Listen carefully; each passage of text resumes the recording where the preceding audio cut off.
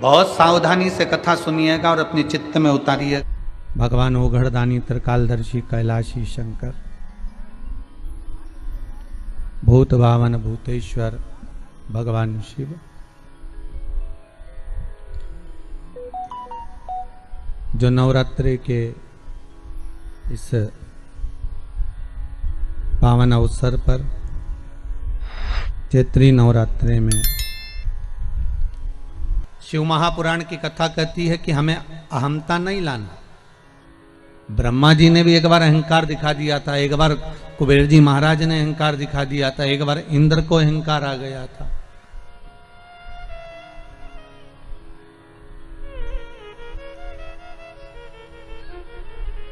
जब ये अहंकार से भगवान नहीं बच पाते हैं तो सांसारिक मनुष्य बचेगा क्या? अरे बोलो तो पांडे तारा वालों, बचना है कोई अहंकार से? नहीं बचना।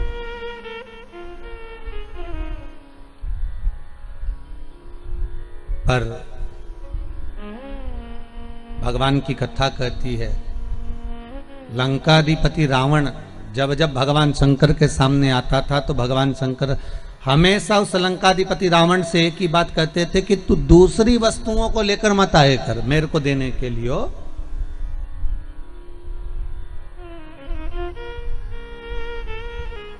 हे लंकाधिपति रावण, जब तू मेरे नजदीक में आए, जब तू मेरी आराधना करने के लिए आए, जब मुझ पर तू जल चढ़ाने के लिए, मुझ पर दूध चढ़ाने के लिए, पंचामृत चढ़ाने के लिए, फूल पत्ती आदि कादिक बेलपत्र आदि चढ़ाने के लिए आए, तो भगवान शिव कहते हैं कि तेरा खुद का कुछ तेरे पास में है तो वो मुझे दे दे। तू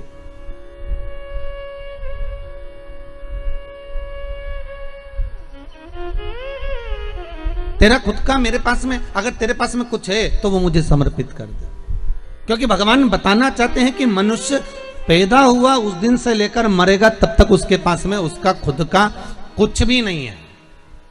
जन्म भी दूसरे ने दिया है साहब, परवरिश दूसरे ने करी है, पाला दूसरे ने है, विद्या दूसरे ने दी है, धन दूसरे ने दिया है, संपदा दूसरे की है, सब कुछ दूसरे का है।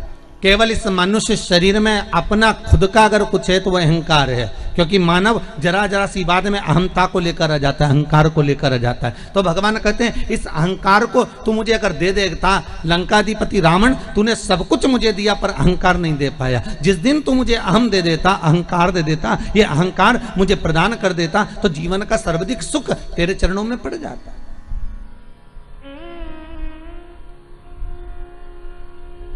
एक राजा हुए जिनका नाम था छविकृति। क्या नाम था उनका? छविकृति। जम के बोलिए, क्या नाम था? छविकृति। बड़े शिव के भगत थे। पर इनकी कथा में एक चीज बड़ी विचित्र मिलती है महाराज राजा छविकृति की, कि जब शंकर भगवान का ये भगत है, शिव के जो उपासक है, और यदि ये भगवान शंकर के उपासक हैं, शिव की भक्ति को धारण करते हैं, शंकर की आराधना करते हैं, शंकर का स्मरण करते हैं, तो फिर ये सोचने वाली बात है कि इनको मारने वाला शनि महाराज था। राजा छविकृति के ऊपर शनि की 7.5 लगी और राजा छविकृति मर गया। अब कितनी विचित्र बात है, जरा ध्यान दीजिएगा महाराज इस कथा में। जितने लोग भी टीवी चैनल के माध्यम से भी सुन रहे हो, चाहे फेसबुक यूट्यूब के माध्यम से सुन रहे हो, बहुत ध्यान देना कि आप कहोगे गुरुजी ये छविकृति तो शिव जी का भगत है, ये शंकर का उपासक है, शंकर को जल चढ़ाता था, बेलपत्र चढ़ाता था, श्रृंगार करता था, वस्तुएं समर्पित करता था, दूध दही चढ़ाता था, खूब सुंदर भगवान शंकर का मंदिर का श्रृंगार भी कराता था।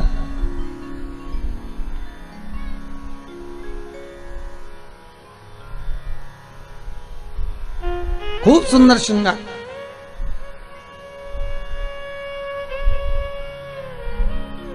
और दुनिया के लोग कहते हैं वाह वाह साहब बहुत बढ़िया। हमारे यहां महाराज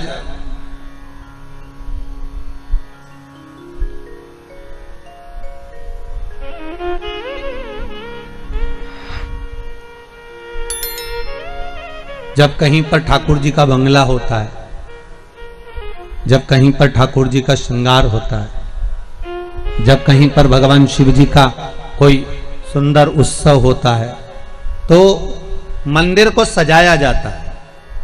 आपके यहाँ भी सजाते होंगे सुंदर उत्सवों में, सुंदर फंक्शनों में मंदिर को बड़ा सुंदर शंकर जी का श्रृंगार करते। शिवरात्रि है, सावन का महीना है, या सावन के झूले हैं, या फूल बंगला है, या ठाकुर जी का कोई रास उत्सव हो, तो जब वो व्यक्ति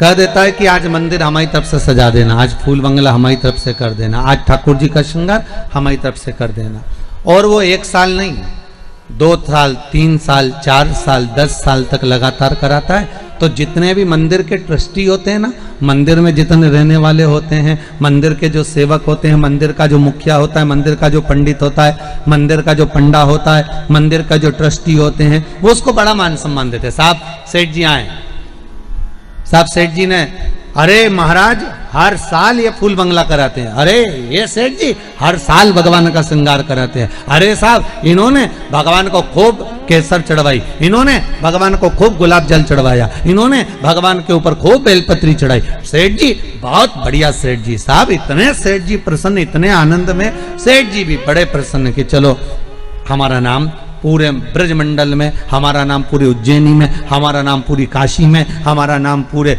विश्व में चल रहा है, क्योंकि हम करा रहे। इस कथा को बहुत ध्यान से सुनना, शायद हमारे साथ भी ये गलती होती हो तो हम उस गलती को सुधार लें। कई लोग कहते हैं भगवान शंकर हमारी क्यों नहीं सुनते, कोई कहता है हमारा शंकर हमारा क्यों नहीं होता, हम शंकर जी से इतनी विनती करते हैं, इतना निवेदन करते हैं, आखिर शिव हमको सुनता क्यों नहीं है, हमारी मुराद पूरी क्यों नहीं करता, हम उपाय भी करते हैं तो भी थोड़ा काम होता फिर रह जाता, आखिर कारण क्या है। उस कारण को हमें जानना है कि कारण क्या बनता है, कारण की उस कारण का प्ररूप क्या है, आखिर क्यों भगवान हमारा नहीं होता, आखिर भगवान हम इतने उपाय करने के बाद भी हम क्यों भगवान के करीब नहीं पहुंच पाते, और नहीं तो भगवान तो तुरंत फल दे देता है महाराज।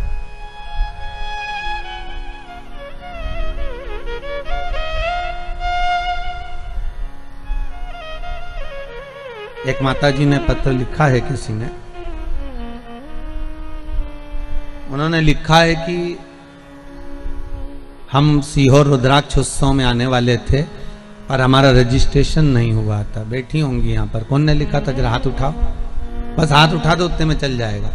आपने लिखा था, अच्छा। हमारा रजिस्ट्रेशन नहीं हुआ था तो हमने भगवान शंकर से निवेदन करा, भोलेनाथ जी हमको वहां नहीं बुलाया तो क्या हुआ, कभी योग लगे तो एक बार पंडाल में बैठकर कथा सुनना है शिव महापुराण की, और गुरुजी बाँचें और हम श्रवण कर लें, ऐसी कृपा कर दें। तो उन्होंने लिखा है भोलेनाथ जी ने वहां नहीं बुलाया तो क्या हुआ, पर हमारी भक्ति में इतना भाव था, शंकर की ऐसी कृपा हो गई कि शंकर की पुराणी हमारे नजदीक में हो गई, कथा यहाँ बच गई। ये शिव ही कर सकता है। आपका विश्वास, आपकी दृढ़ता, आपका भरोसा शंकर के करीब में लेकर जाने वाला है आपको।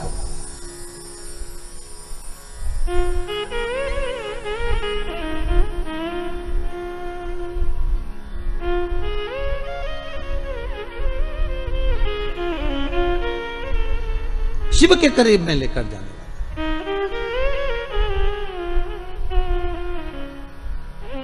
महाराज।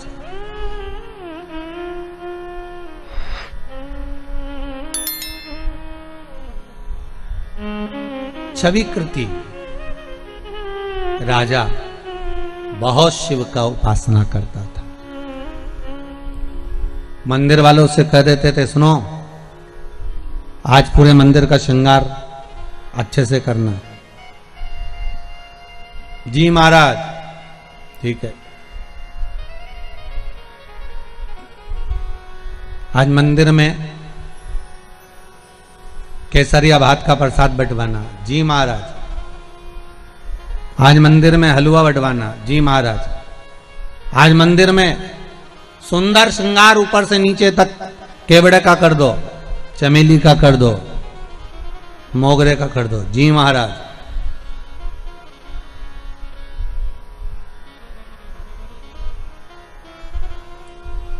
चारों तरफ हर जगह पर छवि कृति की बात।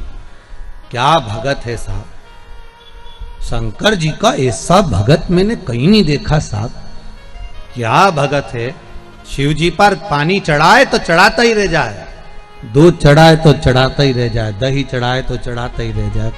कुंटलों से दूध भगवान शिव पर, कुंटलों से दही भगवान शिव पर, कुंटलों से शहद भगवान शिव पर। इतना अभिषेक, इतना पूजन, इतनी अर्चना, इतना बेलपत्र चढ़ाता है, छवि कृति के बराबर कोई सेवा नहीं करता होगा। पूरे नगर में लोग छवि कृति का नाम स्मरण करने लगे। वाह वाह वाह वाह, बहुत बढ़िया, बहुत सादा। पर शिव महापुराण की कथा कह रही है,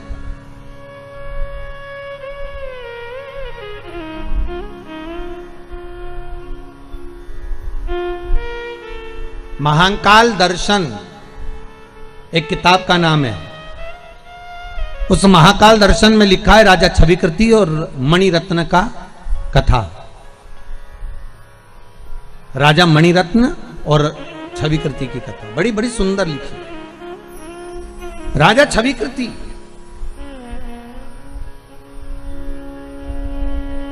बहुत सुंदर सेवा करवाते साहब, जगत में उनका नाम चल रहा है।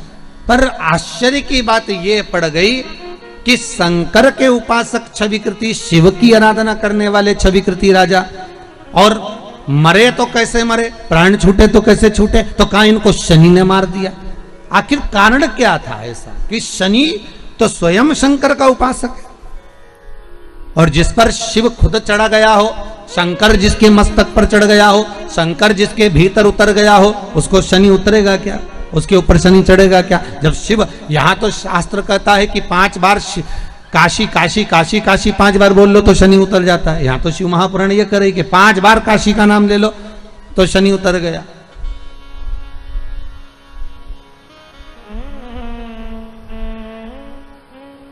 अरे भाई, शिव महापुराण की कथा तो यहां तक कहती है कि कोई काशी से अगर आ रहा है, काशी नगरी से अगर कोई आ रहा है और काशी नगरी से चलकर आ रहा है और उसके भी तन की रज, उसके भी तन की रज मिल गई, तो ही समझ लो कि शंभु का दर्शन हो गया, शिव का दर्शन हो गया। मात्र काशी का स्मरण करने पर इतना सुख का अनुभव हो जाता है, इतना आनंद हो जाता है।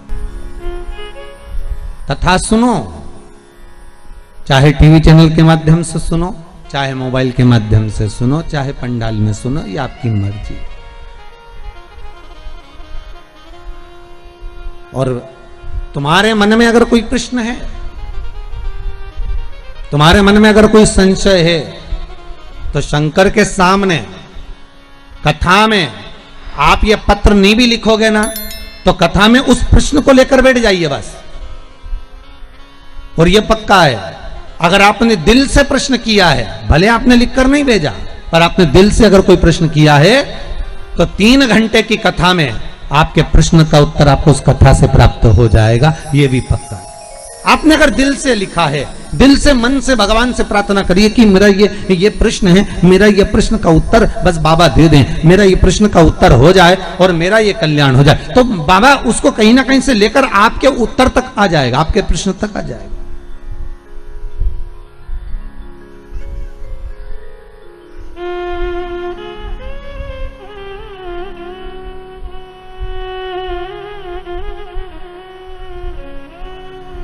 मात्र चरण की रज, काशी कह देना एक अलग विषय है, काशी काशी 5 बार बोल देना, भगवान शंभू का शनि प्रभाव ही कम हो जाता है, शनि ही कम।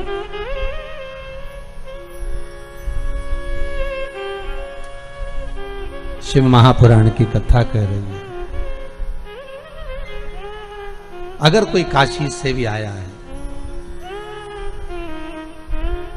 तो उसके चरण की रज, उसके चरणारविंद की रज भी अगर हमको मिल रही है, तो यही समझें कि स्वयं शंभु, स्वयं शंकर, त्रिकालदर्शी, कैलाशी, अविनाशी हमारे करीब में आ गया है, हमारे नजदीक आ गया।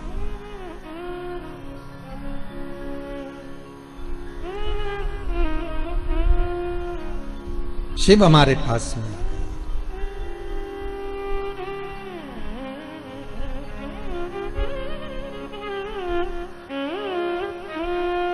काशी का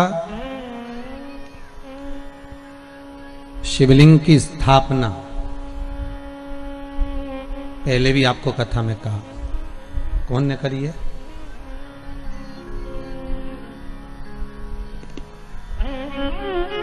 जल्दी बोलो। काशी के शिवलिंग की स्थापना किसने करी? स्वयं शनि महाराज ने।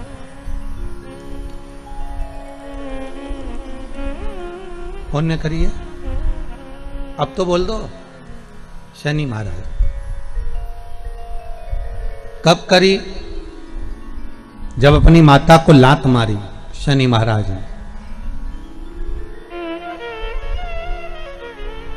और उनका पांव टेढ़ा हो गया, विकलांग हो गया, और वो पांव जब काम नहीं कर रहा था तब शनि महाराज रोते बिलखते देवऋषि नारद के पास गए। दिल में अगर दुख हो, मन में अगर कष्ट हो और लगे कि आज दिल बड़ा दुखी है, तो किसी सदगुरु की शरण में जाकर बैठ जाओ। और अगर गुरु की शरण में भी जाकर नहीं बैठ सकते, तो जिस गुरु के मुख से आपने नित्य भगवान का स्मरण करा है,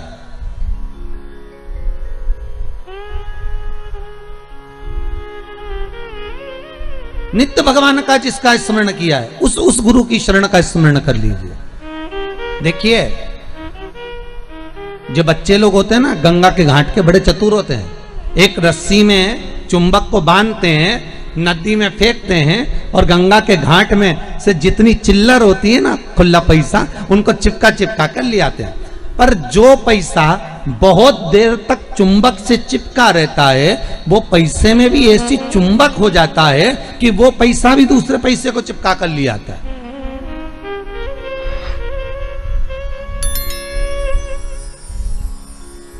वो जो रुपया है, जो पैसा है, उसमें भी चुंबक का तत्व इकट्ठा हो जाता है, तो वो दूसरे को चिपका कर ले आता है। उसी तरह कोई सदगुरु, कोई संत, कोई साधक, कोई उपासक, कोई भगवान का भक्ति का स्मरण करने वाला, कोई भजन करने वाला, कोई कीर्तन करने वाला, कोई मंत्र जाप करने वाला, कोई नाम जाप करने वाला, कोई गुरु जिसने आपको भगवान के पावन चरणारविंद की ओर ले जाकर छोड़ा हो, उस गुरु का भी अगर आप एकांत में बैठकर स्मरण कर रहे हो, तो यही जाने कि शंकर की कुछ कृपा हुई है, कुछ दया हुई है।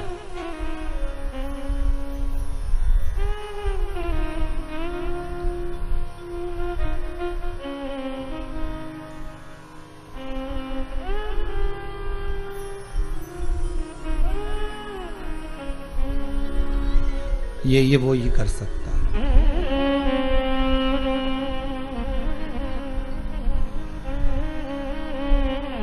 और उसके सिवाय दुनिया में कोई नहीं कर सकता।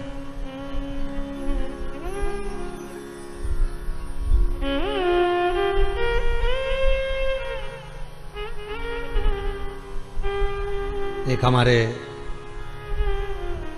परिचित ग्वालियर में नागौरी जी हैं, मदन मोहन जी, तो उनको कोरोना हो गया और उनको शुगर भी, बीपी भी, सारी बीमारियां उनको ढेर भरी, शरीर भी।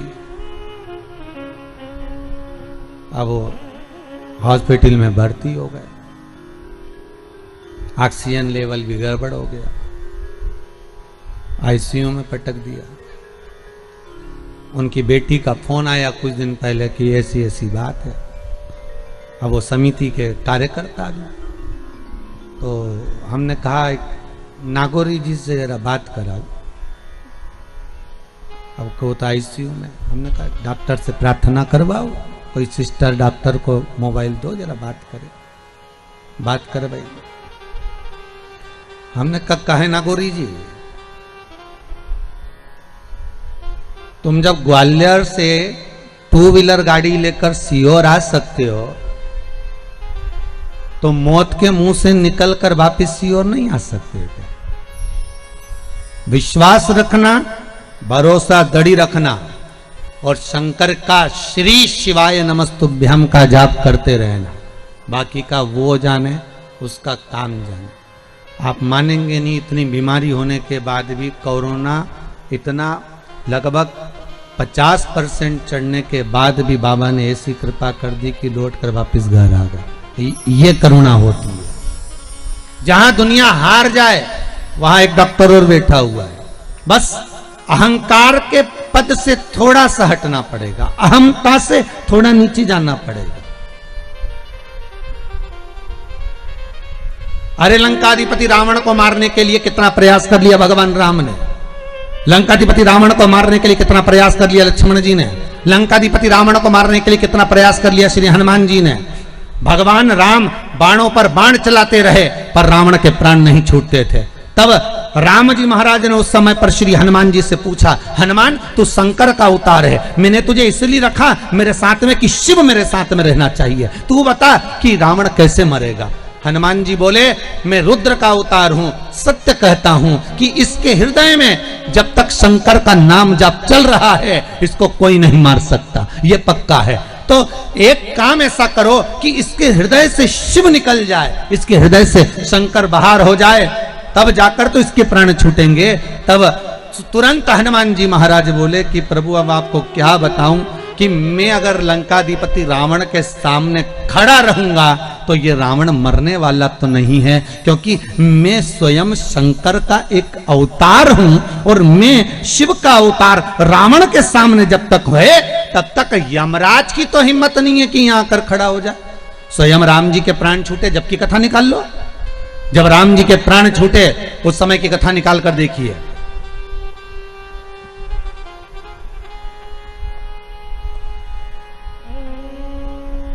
दुर्वासा बाबा ने आकर कह दिया, तुम्हारे ये तारीख, ये तिथि, ये पल आखिरी है, तुम्हें प्राण छोड़कर वापिस परम धाम आना है राम। ये शब्द को लक्ष्मण जी ने सुन लिया था तो लक्ष्मण जी का त्याग करना पड़ा था। सुनिए ना कथा, लक्ष्मण जी का त्याग कर दिया। राम जी ने निकाल ली तारीख, तिथि, पल, घड़ी कि इतनी बजे मुझे प्राणों को त्यागना है। और श्री राम जी महाराज सरयू घाट पर पहुंच गए और सरयू जी के तट पर जैसे ही राम जी महाराज पहुंचे और राम जी ने पहुंचकर तुरंत आवाहन करा यम का, हे यम आओ, हे मृत्यु देवी आओ और मुझे लेकर जाओ, मैं जाना चाहता हूं, आज मेरा पल, मेरी घड़ी, मेरा क्षण आखिरी है, ले जाओ मुझको। यमराज आया, वापिस चले गया, यम के दूत आए, वापिस चले गए। राम जी देख कर आए, नीचे तो आओ, ऊपर से नीचे आओ तब तो मुझे लेकर जाओ। राम जी कह रहे हैं। यमराज ऊपर से हाथ जोड़कर इशारा कर रहा है, पहले इसको हटाओ। किसको?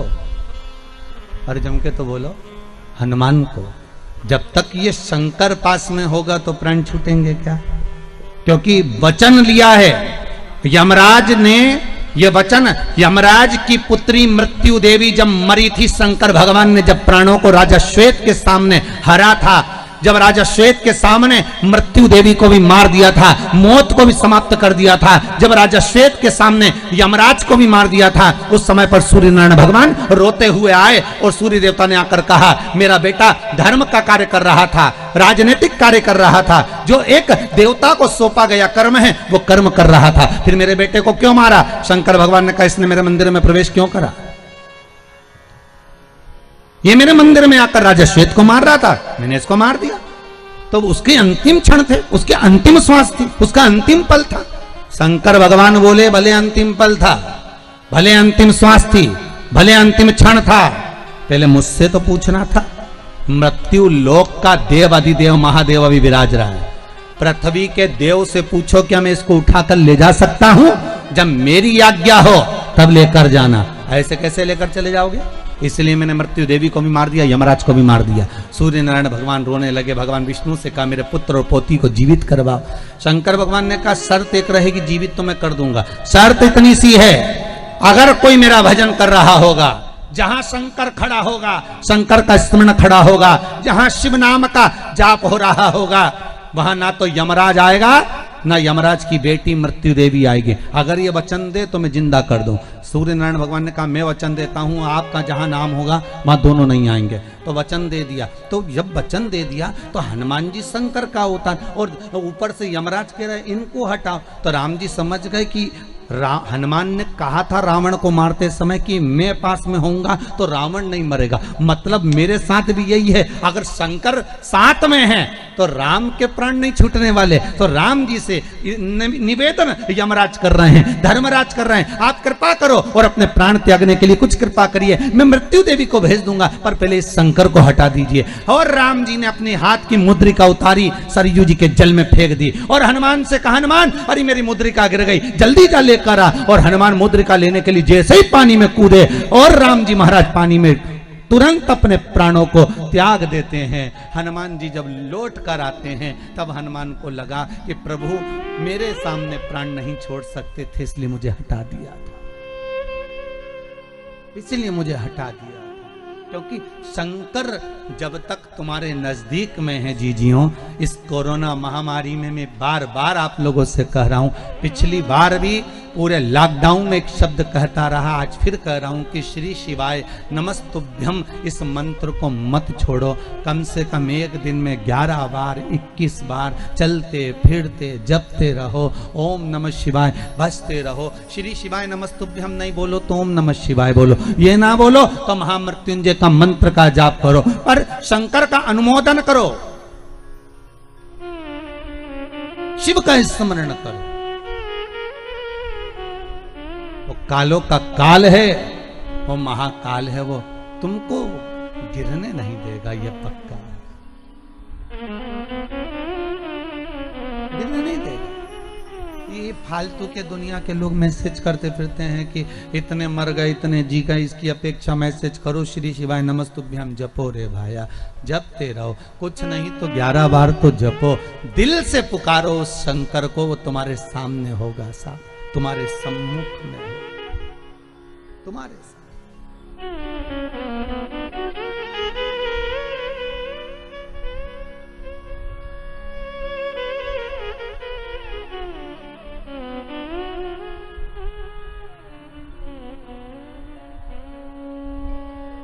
करो अनुष्ठान दिल से, देखो औषधि खाओगे तो थोड़ा तो फर्क पड़ेगा। अरे बोलो तो सही है कि गलत है? वो वैक्सीन लग रहा है, कम से कम उससे दवाई शरीर में रहेगी तो फेफड़ों पर तो कोरोना का असर नहीं पड़ेगा, इसलिए तो वैक्सीन लगाई गई। तो यही समझ लो कि एक वैक्सीन शंकर के नाम की है, जो एक बार लग जाएगी तो थोड़ा थोड़ा आराम लगना प्रारंभ होगा। शिव नाम में वो तत्व है।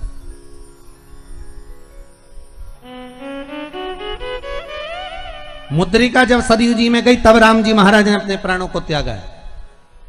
अगर शंकर पास में होते तो प्राण नहीं छोड़ पाते।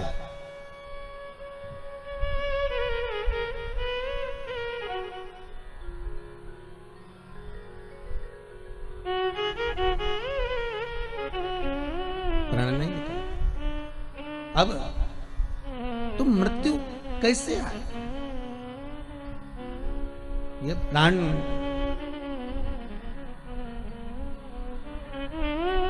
चरण का प्रहार लगा, संत की शरण में शनि महाराज गए। शनि महाराज ने देव ऋषि नारद से कहा, फिर निवेदन है, आप नहीं कुछ कर सकते तो उस सतगुरु का स्मरण कर लो। जैसे शनि महाराज को लगा कि मेरे पांव में चोट लग गई, मेरा पांव टेढ़ा हो गया, मेरा पांव अब काम नहीं कर रहा, मैं एक पांव से कैसे चल पाऊंगा, तब शनि महाराज को लग गया कि अब कोई नहीं बचा सकता, अब कोई सदगुरु ही चाहिए, अब कोई संत ही चाहिए, अब किसी गुरु की शरणागति ही चाहिए। और ऐसे समय में कई बार ऐसा भी होता है कि हम गुरु तक नहीं जा पाते, कभी कभी ऐसा भी होता है कि हम गुरु के पास नहीं पहुंच पाते, कभी कभी ऐसा भी होता है कि हम गुरु के नजदीक नहीं पहुंच पाते। जैसे द्रौपदी का चीर खींचा जा रहा था, रो रही थी द्रौपदी, आंखों से आंसू भरकर द्रौपदी ने भीष्म पितामह से कहा, मैं तुम्हारे घर की बहू हूं, तुम तो लाज बचाओ। भीष्म पितामह कहते हैं, मैंने दुर्योधन के घर का अन्न खाया है, जैसा खाया अन्न वैसा हो गया मन, जैसा पियो पानी वैसी हो गई वाणी, जैसा पियो दूध वैसा बन गया बुद्ध। गाय का दूध पियोगे तो गाय जैसे निर्मल रहोगे, थैली का दूध पियोगे तो थैली जैसे हो जाओगे, डब्बे का दूध पियोगे तो गोल हो जाओगे। इसलिए गौ माता के दूध का पान का वर्णन किया गया। अन्न का बड़ा प्रभाव है महाराज जी, बहुत ध्यान रखना पड़ता है अन्न खाने वालों को।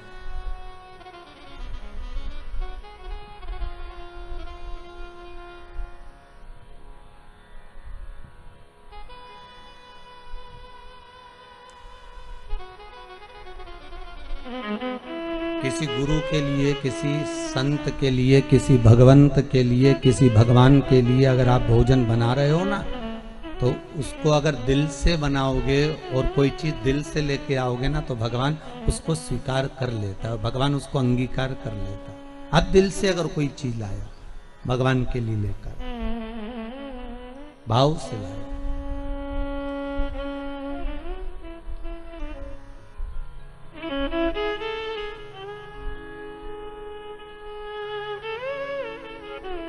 अब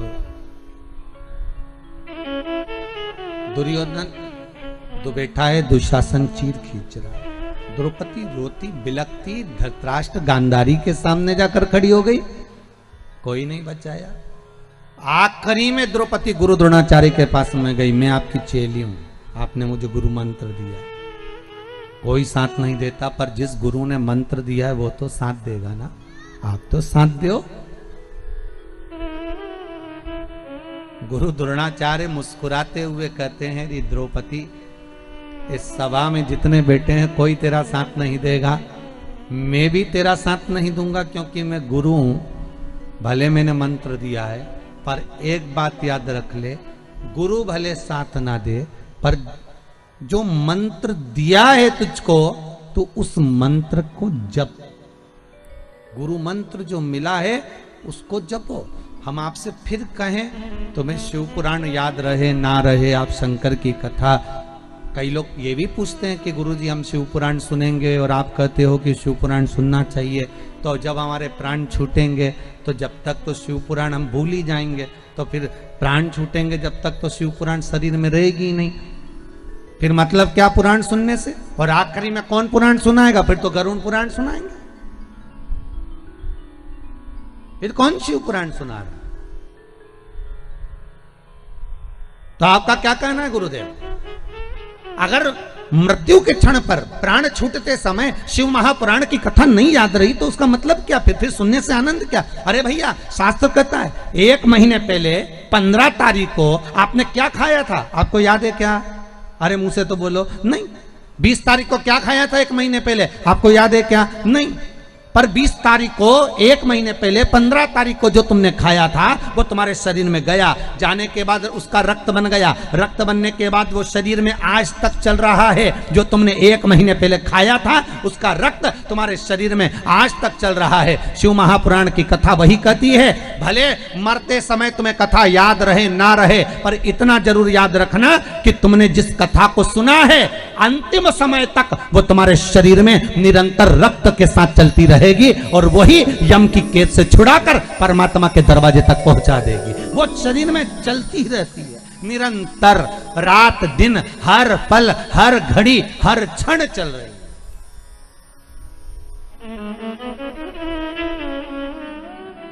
वो छूटती नहीं है।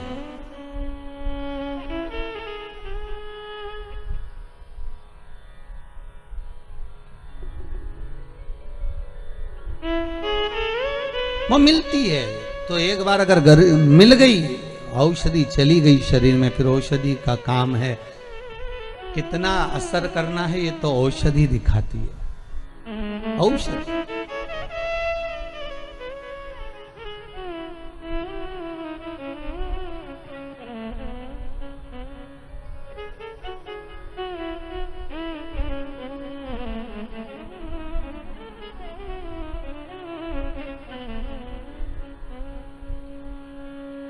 आप तो दिल से पुकारते रहो, आना नहीं आना ये उसका काम,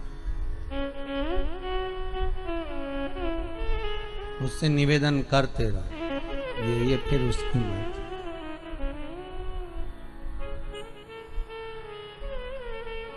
अच्छा, इतनी बड़ी कोरोना महामारी में करोगे भी क्या? डॉक्टर अपना काम कर रहा होगा, आईसीयू में ऑक्सीजन अपना काम कर रही होगी, वेंटिलेटर अपना काम कर रहा होगा, डॉक्टर सिस्टर अपना काम कर रहे होंगे, बार बार आप फोन लगाकर डॉक्टर से भी बात नहीं कर सकते, वो भी बेचारा इतना टेंशन में पड़े हुए हैं, इतने लोगों को देख रहे हैं दिन भर रात भर, तो उनको भी तो लगता होगा कि जिंदगी क्या है। उनकी भी तो आंख भर आती होगी जब इतनी बॉडियों को, इतने स्वरूपों को देखते होंगे। तो आप क्या कर सकते हो? आप खुद भी तो वहां नहीं जा सकते, तो इतना तो कर सकते हो कि भगवान का भजन कर लो।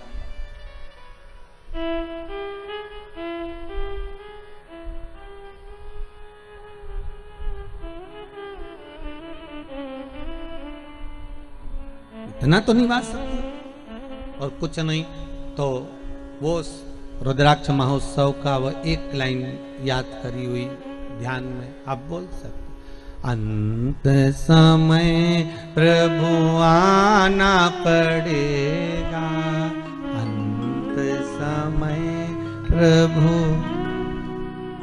बोलो तो, अंत समय प्रभु आना पड़ेगा, अंत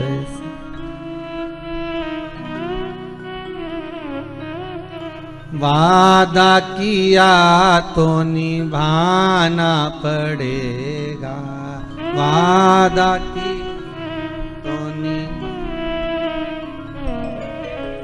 आए ना आए प्रभु कुटुंब कबीला, आए ना आए प्रभु कुटुंब कबीला, अंत समय प्रभु आना पड़ेगा, अंत समय प्रभु, वादा किया तो निभाना पड़ेगा, वादा। बस भगवान वही क्षण आप कथा सुनो, श्रवण करो, वो याद रहे ना रहे, भले आप भूल गए, पर वो है शरीर के अंदर, जिससे खाया हुआ शरीर में रक्त बनकर चल रहा है। शिव महापुराण हर पल हर घड़ी हर क्षण चल रही है, पर उसमें दिखावा नहीं होना चाहिए हो। जैसे ये छविकृति राजा की जो कथा चल रही है, ये वही कथा चल रही, दिखावा नहीं होना।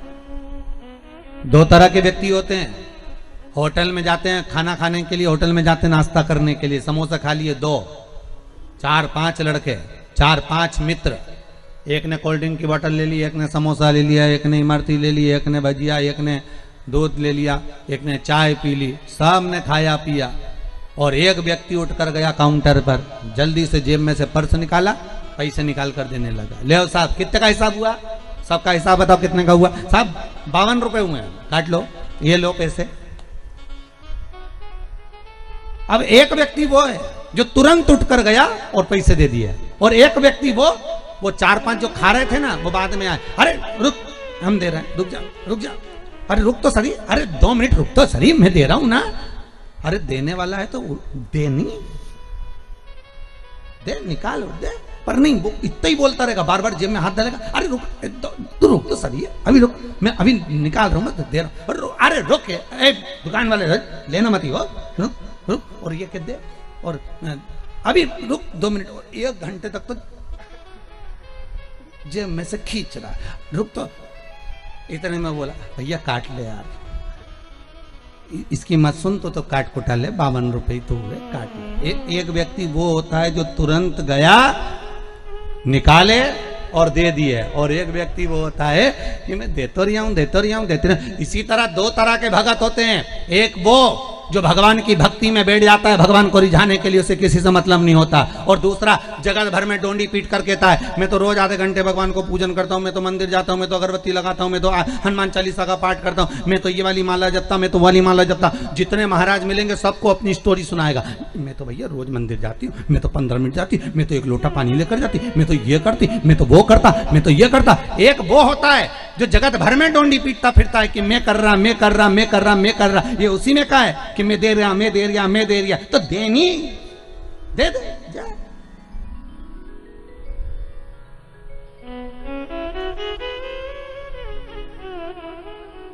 अरे बीमार पड़े तब मन में आया अब एक्सरसाइज करूंगा, डॉक्टर ने भी कहा एक्सरसाइज करना, ये सामान कम खाना, बिल्कुल नहीं खाऊंगा, अब की बार ठीक कर दो डॉक्टर साहब, इसके बाद तो बिल्कुल जैसा तुम कहोगे वैसा चलूंगा। अब घर पर आने के बाद 8-10 दिन आराम करने के बाद फिर तो जो खाने पिला,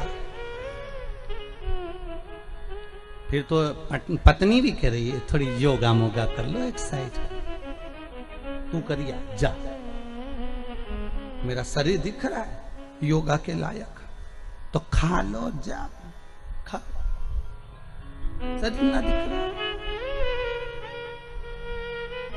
जब बीमार पड़े तब भगवान की याद आई, डॉक्टर साहब जैसा कहोगे वैसा करूंगा, एक बार सही कर दो फिर तुम्हारी सुनूंगा, तुम जैसा बोलोगे, फिर तुम मास्क लगाने की बोलोगे तो मास्क लगाऊंगा, सैनिटाइज का बोलोगे वैसा करूंगा, सोशल डिस्टेंसिंग का बोलोगे तो पीछे आखिरी में जाके पेड़ पे बैठ जाऊंगा, तुम बोलो तो सही। और जब अच्छे थे तब कई लोग शहरों में, गांव में बिना मास्क के घूम रहे हैं, वो इस भाव में घूम रहे हैं कि हमें कोई बीमारी नहीं है। तुम्हें बीमारी नहीं है, पर घर वालों के लिए दूसरे की बीमारी लेकर क्यों आ रहे हो? कोरोना केवल एक ऐसी बीमारी है, जैसे बाजार में से सब्जी खरीद कर लाते हो, किराने की दुकान से किराना खरीद के लाते हो, दूध की दुकान से दूध खरीद कर लाते हो, उसी तरह कोरोना की बीमारी है। ये कोरोना बीमारी एक ऐसी है, इसको आप लेने जाओगे तो आएगी, अगर नहीं लेने जाओगे तो नहीं आएगी। बस अंतर इतना है कि इसको लेने जाना तुम छोड़ दो। तुम क्यों जा रहे हो चौराहे पर? तुम्हें कौन कहे कि तुम बाजार घूमने जाओ? थोड़े दिन घर में बैठ के हरिगुण गाओ, 4 बजे से 7 बजे तक शिव महापुराण की कथा है, बस सियोर वाला महाराज की ने पांडे तारा से, पांडे तारा ही है ना, हाँ बस तो कथा सुनो।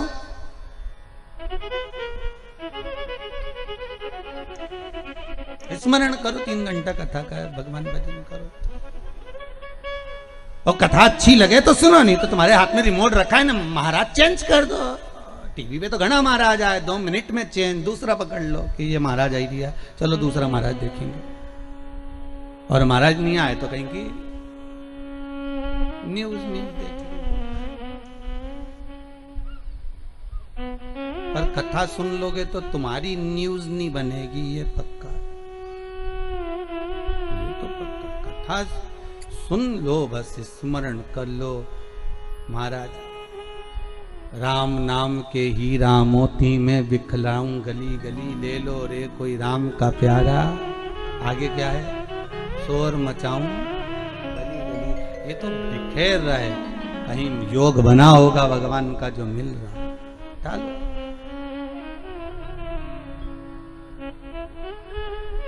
मिल रहा है उसको प्राप्त कर लो। अब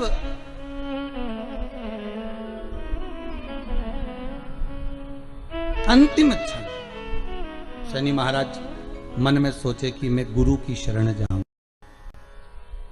माता का अपमान कर दिया, लात मार दी, पांव टूट गया, और अब गुरु की शरण जा रहे हैं। वही हाल है, खूब कहा था अच्छे से रहिए, क्रोध पर संयम रखिए।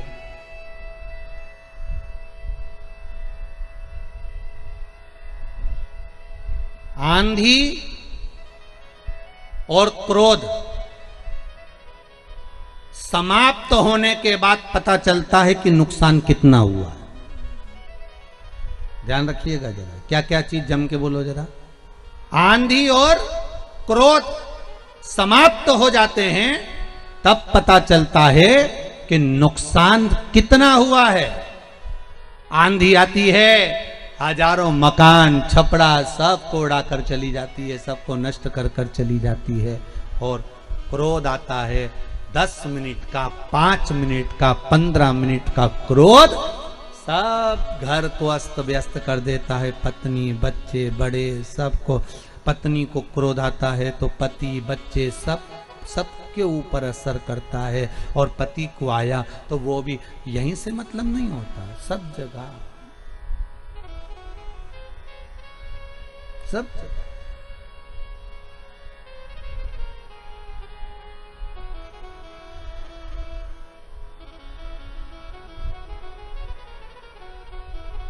एक जरा सा क्रोध, मात्र एक क्षण का क्रोध।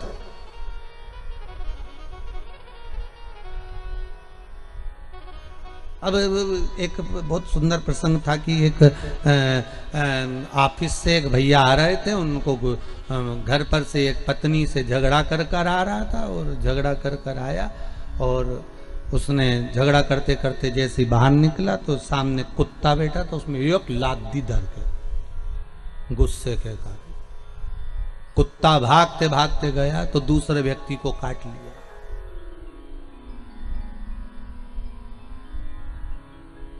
दूसरा व्यक्ति बेचारा ऑफिस जा रहा था, उसको इतनी गुस्सा आ रही थी कि वो जैसे ही ऑफिस में पहुंचा, एक मैडम ने गलत काम कर दिया तो एक थप्पड़ धर के दिया। मैडम को इतना गुस्सा आया कि सर ने मुझे मार दिया। वो एक असिस्टेंट आया, उसके लिए चाय लेकर, उस पर गुस्सा मैडम ने मुखे दिया।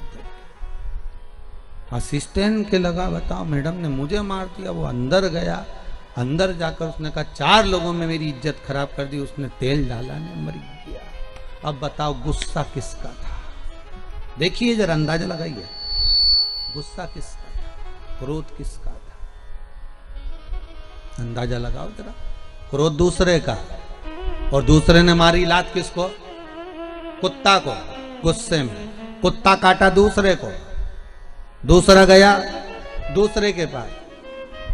एक जरा सा क्रोध में ना जाने कितने लोग हिल गए, और अंत में बर्बादी का केंद्र बन गया। जरा सा क्रोध, आंधी और क्रोध थोड़ी देर के होते हैं, पर शांत होने के बाद मालूम पड़ता है कि नुकसान कितना हुआ है।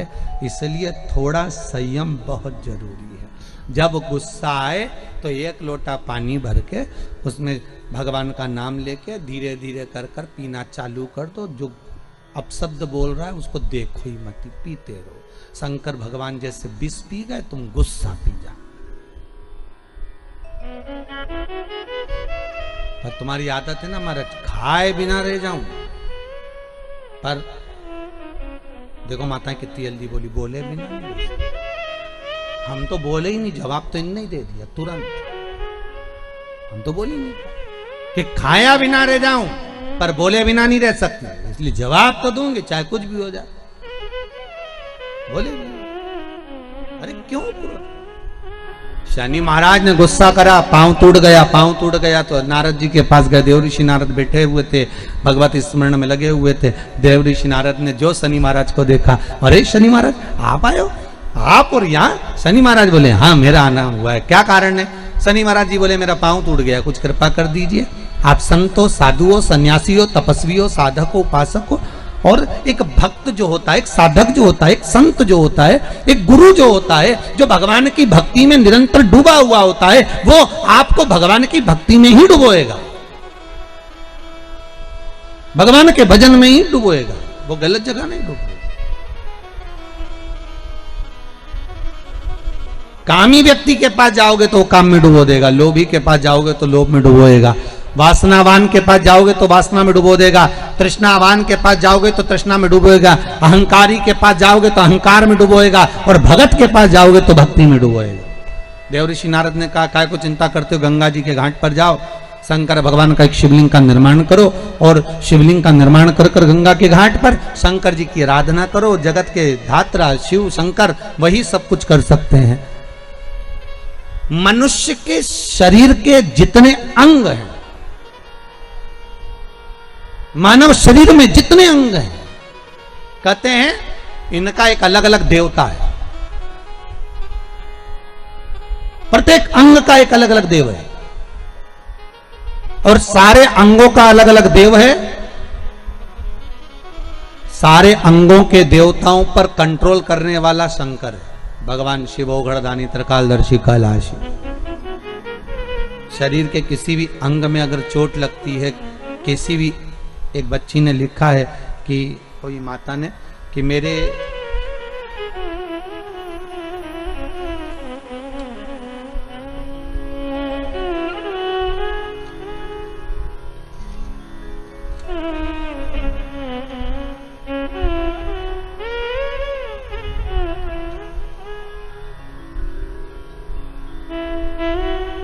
मेरा नाम साधना पांडे है, भदोही जिला दुर्गागंज से आए हैं। कहाँ बैठी हैं साधना दीदी? पत्र भेजा है उन्होंने, साधना पांडे हैं, भदोही दुर्गागंज से हैं कोई। आप ही हैं? अच्छा, इस बालक के साथ में आए। आपने लिखा था ये बालक जो है 5 वर्ष तक ठीक था, 5 वर्षों के बाद में धीरे धीरे धीरे धीरे इसका शरीर बेकार होता चले गया। अभी भी आपकी गोदी में ही है वो। दिल्ली तक, मुंबई तक इस बच्चे को दिखा दिया पर कहीं आराम नहीं मिला। पर शिवरी नारायण में कथा जो थी उसमें चंपेश्वर महादेव का उपाय आपने करा है। उसके बाद बच्चे ने धीरे धीरे हाथ की हथेली खोलना प्रारंभ कर दिया है। अब हथेली खुलने लगी इसकी। अगर बाबा ने इसकी हथेली खोल दी है तो यह भी पक्का है कि धीरे धीरे ये बच्चा शरीर संभाल लेगा और बाबा चाहेगा तो चरण जरूर लेगा। उस पर विश्वास रखिए। अगर इतना बाबा ने करा है तो उसको उस लायक जरूर करेगा बाबा। उस पर विश्वास रखो, भरोसा रखो। शंकर पर अगर हम बस इतना जरूर करिए, आपसे निवेदन है कि आप अगर अपनी पूजन में जब जब बैठें, जब जब शंकर की आराधना करें, एक लोटा पानी भी चढ़ाएं, एक फूल भी चढ़ाएं, तो प्रयास करना कि इस बच्चे का नाम और गोत्र बोलकर ही चढ़ाएं। प्रयास करिएगा। बाबा का नाम अगर लेकर चढ़ाएं तो बाबा कामना पूर्ण करें। एक एक अंग, मनुष्य का प्रत्येक अंग, प्रत्येक अंग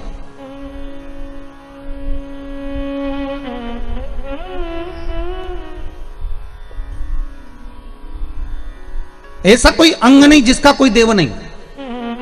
जैसे गौ माता के प्रत्येक अंग में भगवान विराजमान है, मनुष्य के भी प्रत्येक अंग में भगवान विराजमान है। ऐसा नहीं है कि मनुष्य के अंग में नहीं है।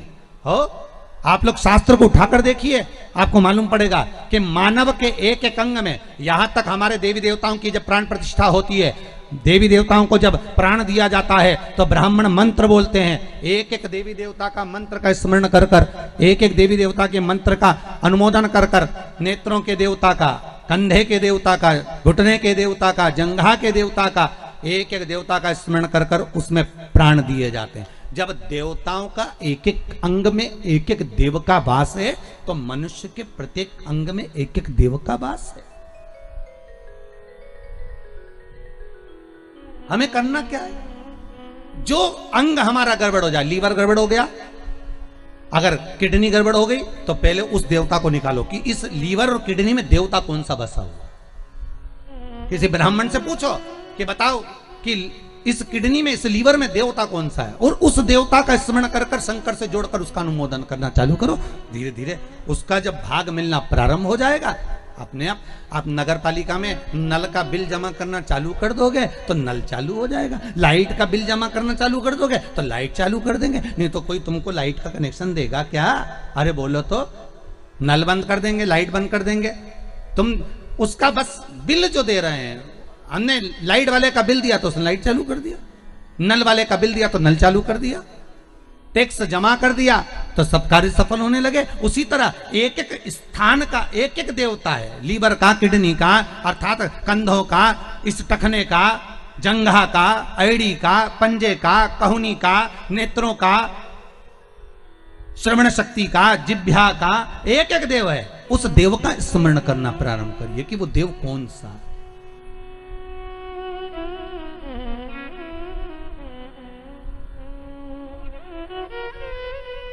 उस देव का स्मरण।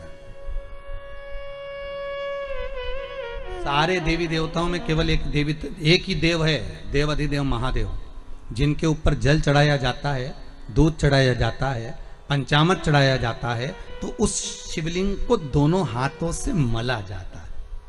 कितने हाथों से मलते हैं? अरे जम के बोलिए जरा। दोनों हाथों से। पास में जो बैठा रहता है पति, वो जल चढ़ा रहा है या पत्नी जल चढ़ा रही है या कोई वस्तु चढ़ा रहा है, और दोनों हाथों से शिवलिंग को मला जा रहा है।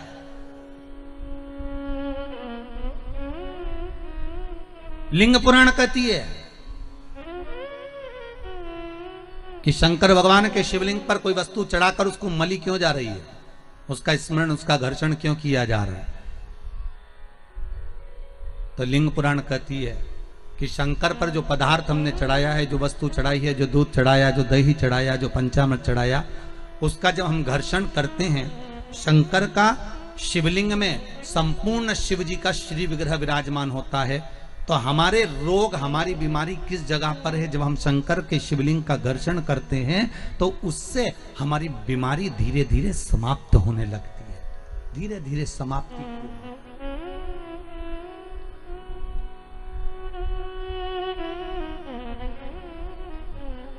समाप्ति क्यों है?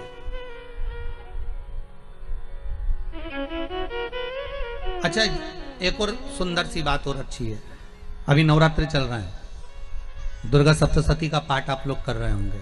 कौन कौन कर रहा है, जरा हाथ उठाओ तो। आप लोग कर रहे हैं, बहुत अच्छी बात है। अगर आप नहीं कर रहे होगे तो ब्राह्मण दुर्गा सप्तशती का पाठ कर रहे होंगे। उस दुर्गा सप्तशती के पाठ में एक एक जगह पर, एक एक स्थान पर देवी का स्थान बताया है। आप लोग अगर सुने होंगे, पढ़े होंगे तो उसमें बताया गया है, हे मैया मेरे इस अंग की रक्षा करो, हे भवानी मेरे इस अंग की रक्षा करो, हे माँ मेरे इस अंग की रक्षा करो, हे भवानी मेरे इस अंग की रक्षा करिए, हे माँ आप मेरे नैनों की रक्षा करिए, हे माँ आप मेरी श्रवण शक्ति की रक्षा करिए, हे माँ आप मेरी जिह्वा की रक्षा करिए, हे माँ आप मेरी जंघा की रक्षा करिए। आया कि नहीं आया? जब दुर्गा सप्तशती में एक एक स्थान का महत्व आया है कि इस जगह पर ये देवी का स्मरण करेंगे तो माँ मेरी कल्याण करेगी, माता मेरा उद्धार करेगी। बस उसी भाव में, उसी स्थान को शंकर के शिवलिंग में भगवान शिव का संपूर्ण विग्रह, संपूर्ण। और जब शंकर का संपूर्ण विग्रह है तो हम बाबा से अनुमोदन क्यों ना करें? अभी दुर्गापुर के पहले फुसरो में कथा थी, फुसरो झारखंड में। तो एक बात हमने कही थी फुसरो की कथा में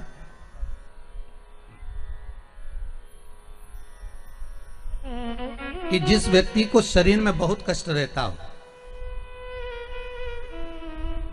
बहुत ज्यादा कष्ट अगर शरीर में रह रहा हो, तो मक्खन, थोड़ा सा गाय के दूध का माखन निकालकर शंकर के शिवलिंग पर जो व्यक्ति बीमार रहता है उस व्यक्ति का स्पर्श कर। अभी तो खैर कोरोना महामारी चल रही है तो मंदिर भी सारे बंद हैं, पर प्रयास करा करो उस मक्खन का लेपन। जब ये कोरोना महामारी समाप्त हो जाए तब माखन का लेपन शंकर के शिवलिंग पर करना प्रारंभ करो, श्री बिजलेश्वर महादेव का नाम लेकर। कौन से महादेव का नाम लेना है? श्री बिजलेश्वर महादेव।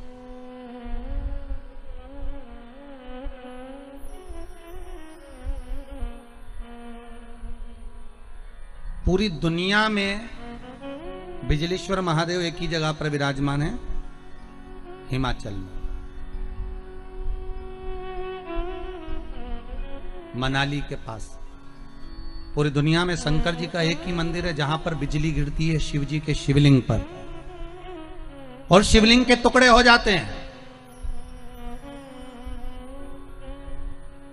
फिर उस मनाली में एक परिवार ऐसा है जिसके पांव नहीं है, वो बिना पांव का व्यक्ति पूरे मनाली में से मक्खन मांगता है दान में कि बाबा के शिवलिंग के टुकड़े हो गए। फिर वो चढ़ता चढ़ता ऊपर जाता है, धीरे धीरे घसीटता चलता हुआ जाकर बिजली महादेव का एक एक पत्थर उठा उठाकर, शंकर जी का शिलाखंड उठा उठाकर उसको मक्खन से जोड़ता जाता है, मक्खन से जोड़ता है।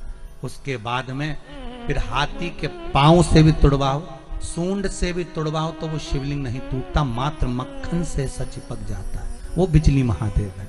कभी आप लोग नेट पे सर्च करेंगे तो आपको मिलेगा बिजली महादेव।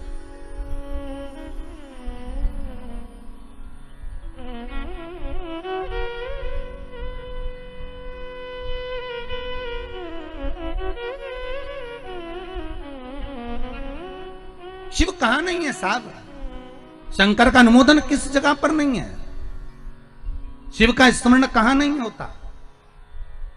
किस जगह पर भगवान शिव प्राप्त नहीं होता। आज तुम्हारे ये उत्तर प्रदेश कहीं निकाल लो तो ये बलिया जिले में एक खेड़िया तहसील है उत्तर प्रदेश में। उस खेड़िया तहसील में एक शंकर का मंदिर, बहुत प्रचलित कथा है, शायद आप लोगों को तो मालूम होगा, है आप लोग उत्तर प्रदेश के हो तो आप लोगों को तो मालूम होगा कि बलिया जिले में खेड़िया तहसील में एक शिव जी का मंदिर, जहां से एक लड़की की शादी हुई और उसको कहार डोली में लेकर जा रहे हैं। आप लोग तो उत्तर प्रदेश के हो तो आप लोगों को तो ये कथा याद में होगी। उसको लेकर जा रहे हैं और लेकर जाने पर एकदम जम के आंधी तूफान आ गया और तेज जल वृष्टि होने लगी, अपार जल गिरने लगा। अब जो कहार थे, जो डोली उठाने वाले थे, उन डोली उठाने वालों ने सोचा करें क्या। तो उन्होंने क्या सोचा कि बेचारी बच्ची है, अकेली है, सब तो कहीं ना कहीं छुप जाएंगे, इस बच्ची को शंकर के मंदिर में छोड़ देते हैं। और उन्होंने डोली को शिव मंदिर के उस पावन प्रांगण में रख दिया, शंकर के उस मंदिर में रख दिया।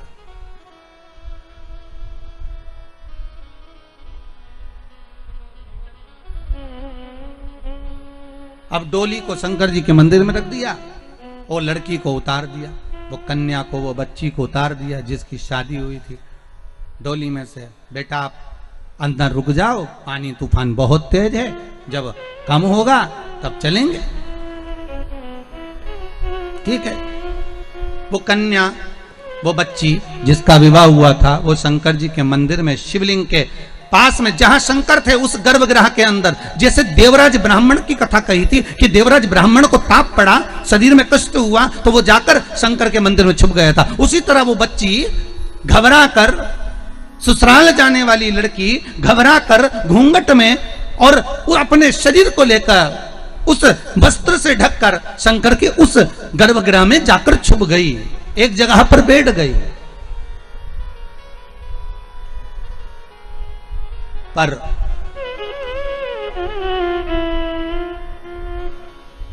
वो बच्ची शंकर की बड़ी भगत थी साहब।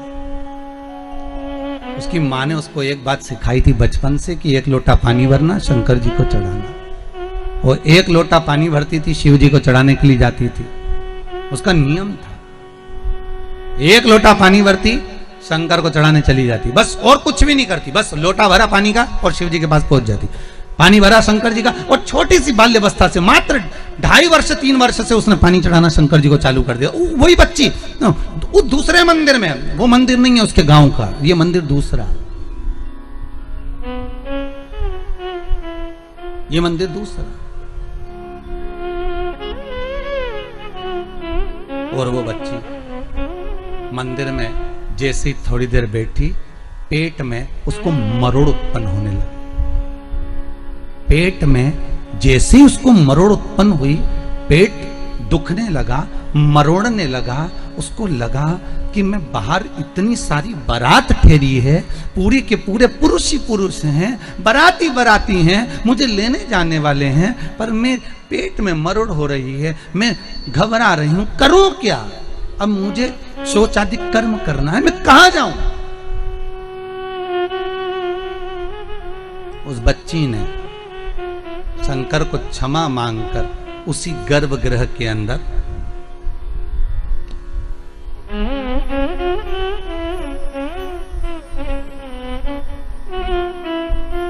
मलमूत्र का त्याग कर दिया। नैनों से आंसू बह रहे हैं, रो रही है। अब शिव दयालु की दया देखिए साहब। मेरे शंकर का एक नाम था भिक्षु वर्य। उसने तो शंकर की आराधना करने वाली ने तो मल और मूत्र का त्याग करा, बिलक बिलक कर माथा रगड़ कर शंकर के सामने रो रही है कि मेरा मरोड़ पेट में आया, तकलीफ हुई, इसलिए मैंने गंदगी कर दी। शिव ने आकर उसके मल और मूत्र को भी हीरा और सोने का बना दिया। देखिएगा जरा, कथा पर जाइएगा, बहुत ध्यान दीजिएगा। हीरा का सोने का तो बना दिया, हीरा सोने का बनाया तो जब वो चलने लगी तो उसके परिवार वाले वो हीरे सोने को भी बटोर कर ले गए। पर पूरे गांव वालों को मालूम पड़ गया कि शंकर जी के मंदिर में मल और मूत्र करो तो सोना और हीरा बन जाता है। देखिएगा जरा, क्योंकि दुनिया देखा देखी में बहुत काम करती है। पहले भी आपको कथा में कहा, देखा देखी मत करना कभी जिंदगी में। कोई अगर नवरात्रि का व्रत एक लौंग पर कर रहा है तो उसको करने दो। कोई नवरात्रि का व्रत अगर एक गिलास दूध पर कर रहा है तो उसको करने दो। अगर नवरात्रि का व्रत एक जरासी सुपारी पर कर रहा है तो करने दो। कोई नवरात्रि का व्रत कैसे कर रहा है उसको करने दो, उसकी मर्जी। तुम्हारे घर में जैसा व्रत होता है, तुम्हारे घर में जैसा नियम होता है, तुम वैसा करो। किसी को देखा देखी कर उसने 16 सोमवार का व्रत करा, उसने संकट सोमवार का व्रत करा, उसने चतुर्थी का व्रत करा तो मैं भी ऐसा करूंगी, उसने ऐसा करा तो मैं भी ऐसा करूंगी। नहीं नहीं नहीं नहीं, देखा देखी नहीं। कक्षा 8वीं का पेपर था, बच्चे एक के पीछे एक बैठे थे, लिखने को आ गया दिल्ली की सबसे बड़ी मीनार का नाम लिखो। आगे वाले बच्चे ने लिख दिया दिल्ली में कुतुब मीनार है। पीछे वाले बच्चे को भी याद था कि दिल्ली में कुतुब मीनार सबसे बड़ी मीनार है, पर आगे वाले का देखकर लिख दिया दिल्ली में कुतिया बीमार है। देखा देखी में काम बिगड़ गया। देखा देखी नहीं करना। उस बच्ची ने तो घबराहट के कारण, उस बच्ची ने तो बारात सामने खड़ी थी इसलिए गंदगी कर दी थी, पर गांव के लोगों ने जान कर कि यहां सोना चांदी बन जाएगा, अपनी बहुओं को अपनी बेटियों को भेजना चालू कर दिया। एक दिन बाबा शंकर बड़े क्रोधित हो गए, बड़े क्रोधित हो गए। उन्होंने पूरे उस मंदिर को, उस गांव को ही उलट दिया और वहां टीला बन गया।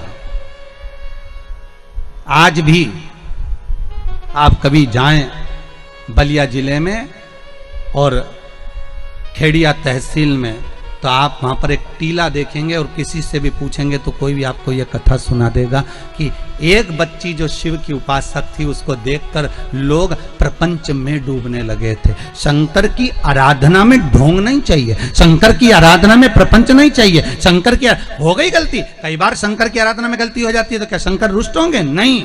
शंकर अगर देख लेंगे कि 50 दिन अच्छा काम करा है इसने, एक दिन गलती भी कर दी तो बाबा स्वीकार कर लेगा। पर बाबा से बस मन आपका पवित्र होना चाहिए, इच्छा आपकी पवित्र होना चाहिए। आपके भीतर अहंकार, काम, लोभ, विषय, वासना, आसक्ति, तृष्णा, अहंकार नहीं होना चाहिए। भगवान उसको स्वीकार कर लेगा।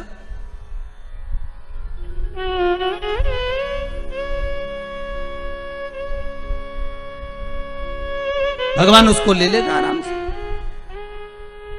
दिखावा ना करिए भगवान के सामने। मेरे शंभू को आप दुनिया के मंदिर में दिखावा करो चल जाएगा, पर शंकर को नहीं चाहिए। शंकर कहते मेरे मंदिर में आओ, एक लोटा पानी चढ़ाओ, बम बम बोलो, अपने घर जाओ। फालतू बैठने की जरूरत नहीं है, फालतू मेरा टाइम बर्बाद करना मत।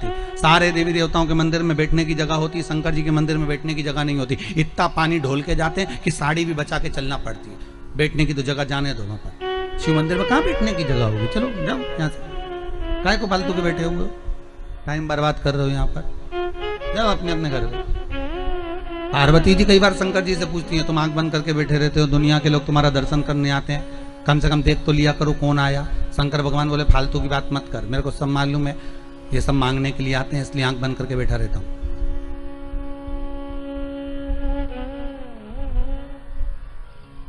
पार्वती जी बोली ऐसा कोई होता है क्या? शंकर भगवान बोले तेरी पड़ोसन क्या करके देख ले, रोज पड़ोसन क्या जाना, जीजी की जरा एक कटोरी घी दे दे, जीजी जरा तेरी चप्पल दे दे, जीजी तरह जरा सा मोबाइल दे दे, जीजी तरह थोड़ा सामान दे दे। रोज रोज मांगने जाओगे तो पड़ोसन भी दरवाजा बंद कर लेगी, तो मैं तो आंख ही बंद कर रहा हूं। तो आंख कब खोलोगे? शंकर भगवान बोले जो मेरे लिए आएगा तो आंख खोल लेता हूं। मैं जानता हूं मेरे भगत को कि ये मेरे लिए आता, मांगता कुछ भी नहीं है, बस आता ही है, दूध चढ़ाएगा, जल चढ़ाएगा, बेलपत्री चढ़ाएगा। और ऐसा बावरा कभी कभी बेलपत्री भी नहीं लाता, तो झाड़ू पोछा लगाकर हाथ धोने के बाद जो पत्ती पत्ती मिल जाती है उसी को धोके चढ़ा के चले जाता है। ये भगत है मेरा, ये भक्त है, इसको दिखावे से मतलब नहीं है। और एक रोज मंदिर जाए ने 25 बार तो साड़ी का पटली जमा है, वो पटली जमा के फिर पिन मिन लगा के फिर पल्लू मल्लू लई के और एक बास्केट उतार ले, उसमें लोटा भर पानी मानी सब धर के और इतनी बड़ी बिंदी लगा के ऐसी नोटंकी करके कि इसके बराबर कोई मंदिर नहीं जाए साहब, ये तो बड़ी धर्मात्मा,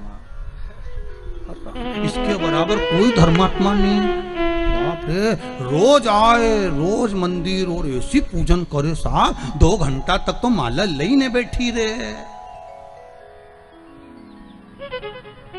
और इतने में कहीं की आवाज कर दे तो चिल्लाती भी है, उधर जाओ, उधर जाओ।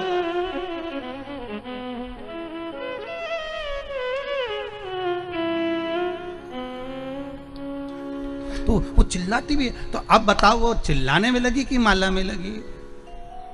अरे बोलो तो सही, चिल्लाने।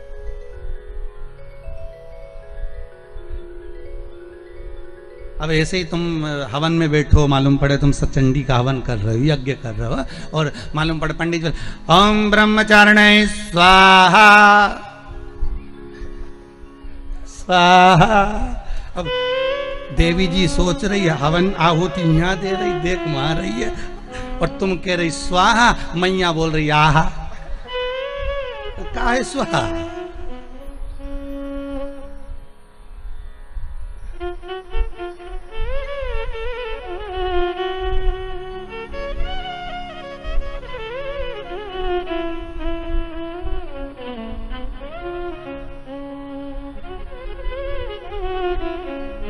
पति भी हवन में बैठा तो बोले पत्नी से पूछ लिया चाय पी ली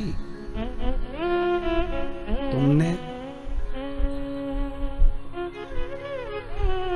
वो पूरा साज सजा के हो, हमारे पाँव से ऐसा बैठे तो यहाँ तकिया फंसा है, सुते और सामान रखो करके स्वाहा स्वाहा। माता रानी भी सोचे रही मेरा हवन कर रही, मुझे ही देख ले।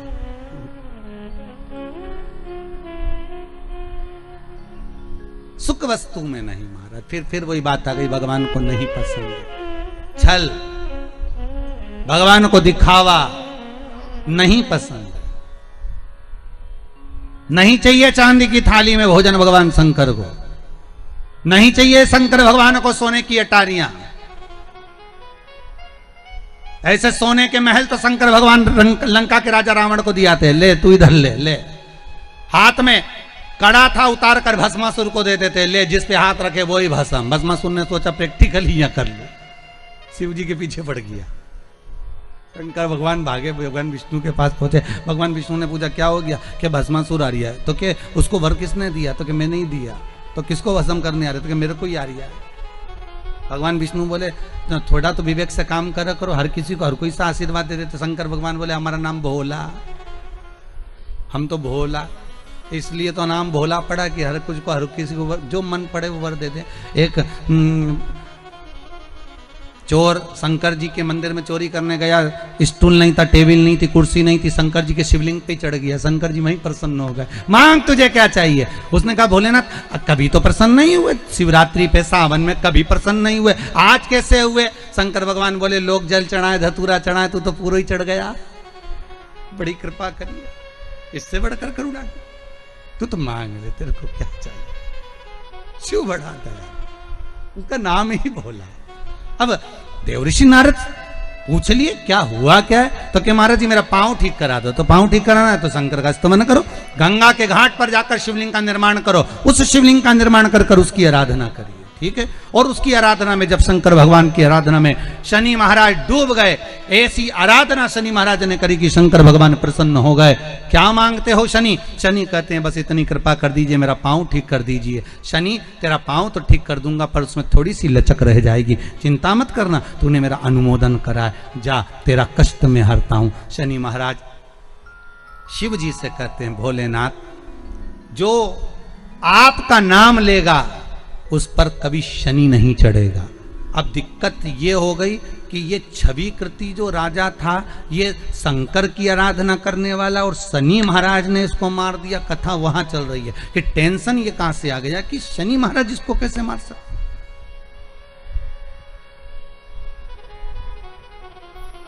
जो शिव आराधना में डूबा हुआ था, बस गलती एक थी छवि कृति की, और वो गलती आपने भी करी होगी, इसलिए शायद शंकर नहीं मिले होंगे।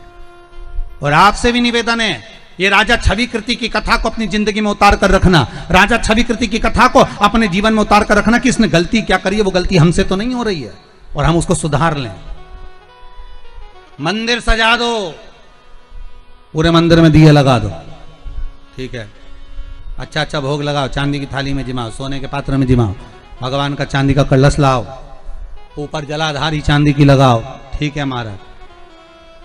पर राजा छविकृति के प्राण शनि महाराज, तो किसी ने शंकर भगवान से पूछ लिया, भोलेनाथ, विश्वनाथ, हे शंभो, हे त्रिकालदर्शी, हे कैलाशी, अविनाशी, शंभो, ये बताओ कि राजा छविकृति जब तुम्हारी आराधना करता था, तुम पर जल चढ़ाता था, तुम्हारी पूजन करता था, तुम पर बेलपत्र चढ़ाता था, तो शनि महाराज ने उसको क्यों मारा? शंकर भगवान के मुख से निकल गया, राजा जब भी कोई सामान चढ़ाता था तो जगत को, नगर को, महल को, पूरे राजपाट को दिखाकर चढ़ाता था कि मैं इतना कर रहा हूं।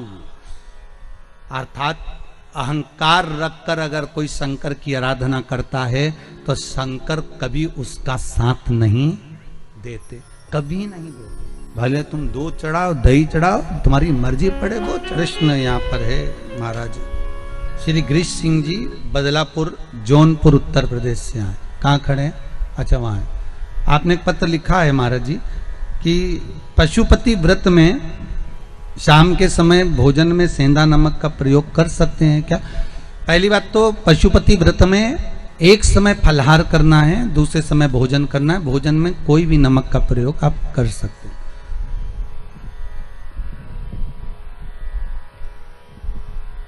अगला प्रश्न है आपका, पशुपति व्रत के दिन मान लो एकादशी पड़ जाए तो पशुपति व्रत हम करेंगे तो मान्य होगा कि नहीं होगा?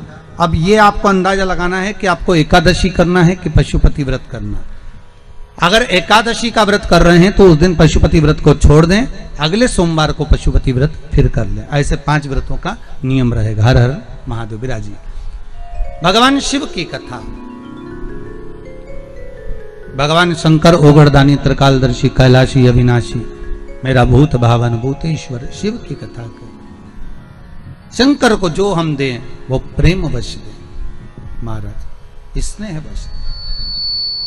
शंकर को स्नेह से ज्यादा और कुछ भी नहीं चाहिए। निर्मल मन सो मोहि पावा, मोहि छल छिद्र कपट ना भावा। शंकर को ना छल चाहिए ना कपट चाहिए, उनको तो केवल तुम्हारा नूतन मन, नूतन हृदय, निर्मल भाव चाहिए, केवल निर्मल।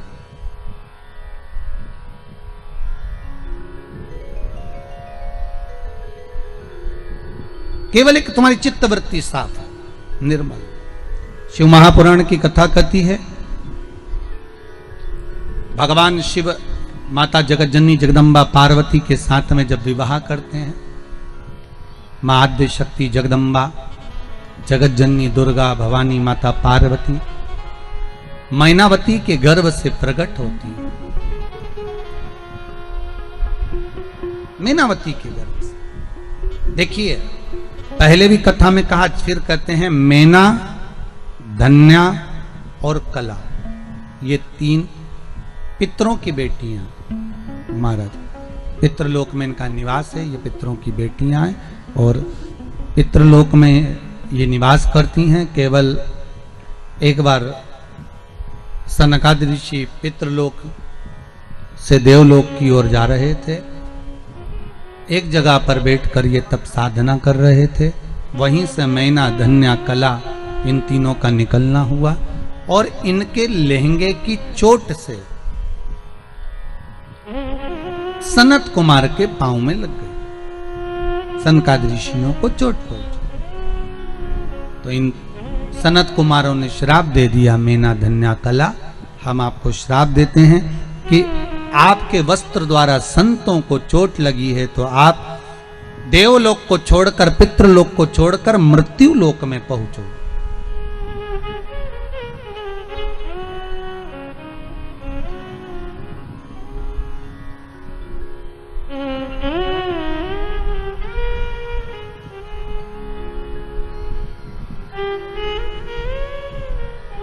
अब तुम्हें पितृलोक में नहीं रहना है, अब तुमको मृत्यु लोक में रहना है। तीनों देवियां रो पड़ी, आंखों से जल बहने लगा।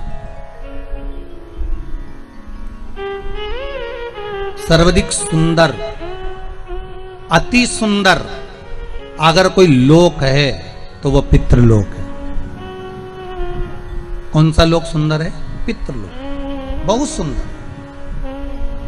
क्योंकि पितृलोक इसलिए सुंदर है क्योंकि नीचे मृत्यु लोक में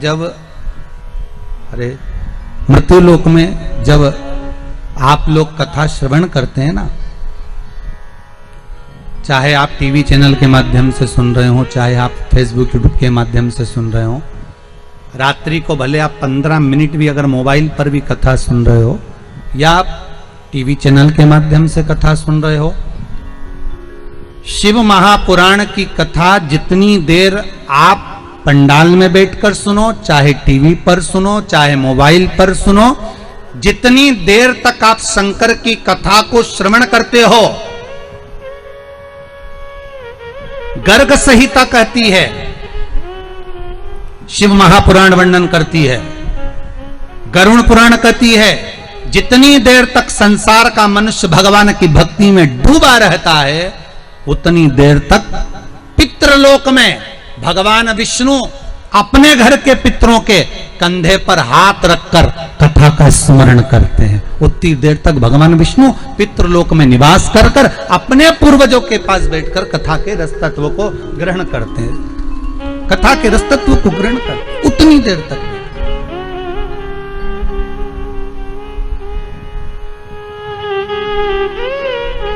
अब अंदाजा लगाइए आप लोग कितनी बजे कथा में आए हो? 4 बजे कथा चालू हुई तो आप लोग 3:45 पर तो पहुंचे होंगे, और कई लोग तो टीवी के सामने अगर इंतजार करते रहते, जैसे ही 4 बजे बच्चों को कह के रखते हैं बस 4 बजे टीवी चालू करो, कथा आ रही होगी, सीवर वाला महाराज बैठा है, कथा बाच रहे हो, चालू करो जरा कथा, लगाओ जरा आस्था टीवी लगा दो, चालू करो जरा, चालू कर दीजिए।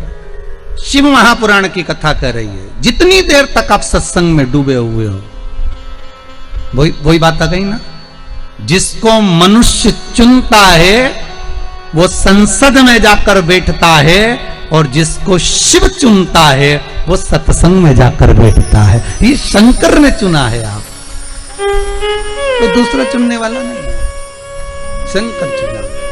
तो पितृलोक इतना सुंदर लोक है जहां पर भगवान विष्णु हर पल, तो पितृलोक में जितने भी पितर रहते हैं ना, इनको भगवान विष्णु का दर्शन हर आधे घंटे 1 घंटे में होता रहता है, क्योंकि कोई ना कोई कथा सुनता ही रहता है। तो कथा सुनते रहते हैं तो उनके पितरों से भगवान विष्णु मिलने आते हैं, तो जितने लोग पितृलोक में रहते हैं भगवान विष्णु सबसे मिलकर जाते हैं। इससे बढ़कर खुशी क्या होगी?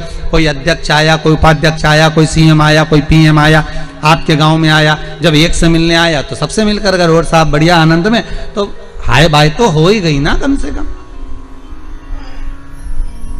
कि विधायक साहब आए, सांसद साहब आए तो मिलकर गए, एक से बन तो सबसे मिलना हो गया, उनका हाय बाय हो गई कि हाँ सबसे मिल गई। तो भगवान विष्णु जितनी बार भी पितृलोक में आते, कोई कथा सुनता मिलता और भगवान विष्णु को पितृलोक में जाना पड़ता।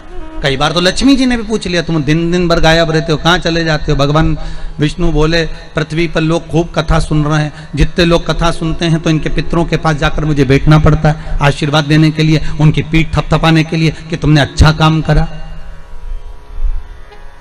तुमने निर्मल कार्य करा। उनकी पीठ थपथपाने के लिए मुझे बैठना पड़ता है, उनके स्मरण के लिए मुझे बैठना पड़ता है।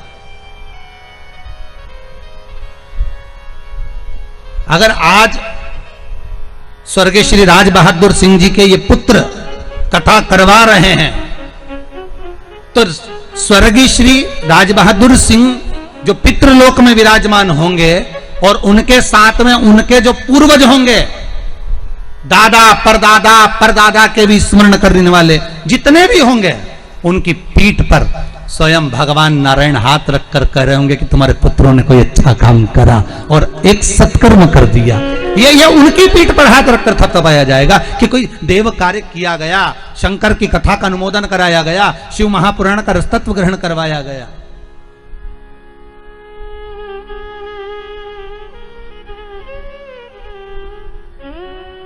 मैना धन्या कला कर रही है कि आप हमें पितृलोक से नीचे मत भेजिए, क्योंकि इस लोक में हमें रोज भगवान का दर्शन होता है। अगर हम भगवान का दर्शन कर पाते हैं तो पितृलोक में कर पाते हैं, नीचे जाएंगे तो हमें दर्शन कैसे मिलेगा? इसलिए हमको इस लोक में वापिस भेज दीजिए। भगवान कहते हैं सनत कुमार ऐसा नहीं हो सकता, तुम्हें पितृलोक को छोड़ना पड़ेगा, मृत्यु लोक में जाना पड़ेगा। मृत्यु लोक में हम जाएंगे तो हमारा कल्याण कैसे होगा? भगवान ने तुरंत कहा, देवियों तुम जब मृत्यु लोक में जाओगे तो तुम्हारे गोद में 3 देवियां खेलेंगी। मैना की गोद में पार्वती, धन्या सुनैना बनेगी जिनकी गोद में सीता, कला कीर्ति बनेगी जिनकी गोद में राधा। ये 3 खेलेंगी और ये तीनों संपूर्ण विश्व का कल्याण करेंगी। इन 3 देवियों के प्रकट होने से संपूर्ण ब्रह्मांड आनंदित होगा, संपूर्ण ब्रह्मांड।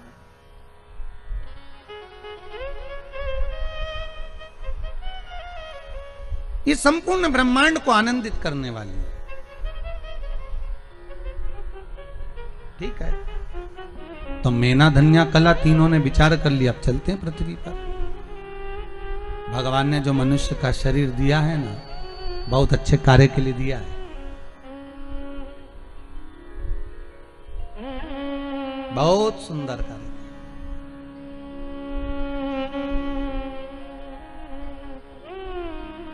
आज कितनी प्रसन्नता का विषय होता होगा महाराज।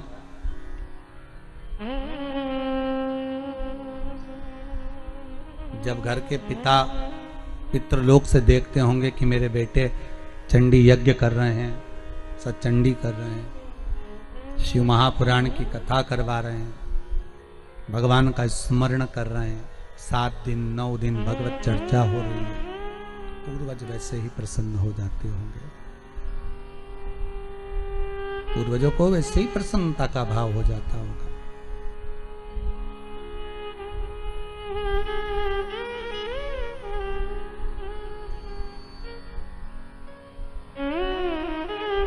बड़े प्रसन्नता महाराज। एक बात अच्छे से सुन लीजिए, ध्यान रहेगा आपको। जब हमारे यहाँ पर बच्चा होता है ना, हमारे यहाँ पहले पहले लड़का वगैरह होता है ना, तो ढोल बैंड बाजा बजता है। आपके गांव में ऐसा है कि नहीं पता नहीं, परंतु वो है ऐसा। तो बच्चा होता है तो बड़ा ढोल बैंड बाजा बजता है। शिव महापुराण की कथा और गरुड़ पुराण कहती है, मृत्यु लोक में किसी के घर में बच्चा होता है पहली बार तो ढोल नगाड़ा बैंड बाजा बजता है। पितृलोक में जब परिवार का कोई एक व्यक्ति भी शंकर की कथा को करवाता है, शिव महापुराण की कथा को करवाता है, तो पितृलोक में स्वयं भगवान विष्णु शंख का नाद करते हैं और कहते हैं धन्य है तेरे घर के बच्चे, जो तेरे घर के बालक, तेरे घर के बच्चे कोई शुभ कार्य कर रहे हैं। यहां तो अपन नगाड़े बजवा रहे, मां भगवान विष्णु नगाड़े बजा रहे।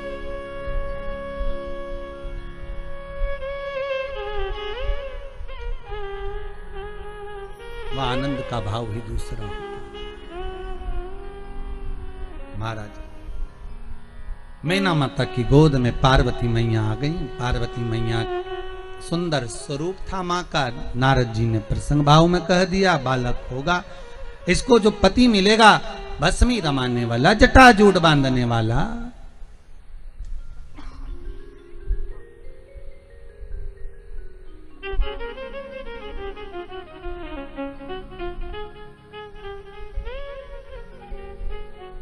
सबसे पहली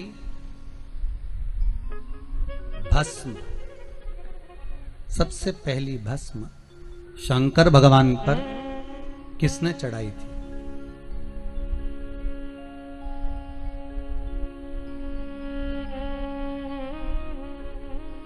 जल्दी उत्तर दो सब लोग मिलके, बोलो रे पांडे तारा वालों, अच्छे से बोलो जरा। सबसे पहली भस्म शंकर भगवान पर किसने चढ़ाई थी? शिव महापुराण की कथा कहती है, एक संत हुए जिनका नाम था प्रनद। क्या नाम था? प्रनद। एक संत, वो शंकर की आराधना में डूबे रहते थे। कहते हैं उनकी आराधना का आनंद क्या था कि उस आनंद में प्रनद संत जो थे बड़े आनंद में डूबे रहते थे। कहते हैं शंकर का अनुमोदन करते थे तो केवल एक छोटा सा शिवलिंग सम्मुख में रखकर उस पर जल चढ़ाना, उस पर दूध चढ़ाना, उस पर स्मरण करना, अलग अलग वृक्षों की पत्तियों को लाकर उसे समर्पित करना। ये बात हमने पहले भी कथा में कही है कि आपके पास में अगर बेलपत्र नहीं है, मान लो आपके पास में अगर बेलपत्र नहीं है, तो शिव महापुराण की कथा कहती है कि आप अलग अलग वृक्षों की पत्तियों को लाकर भी शंकर को समर्पित कर सकते हो।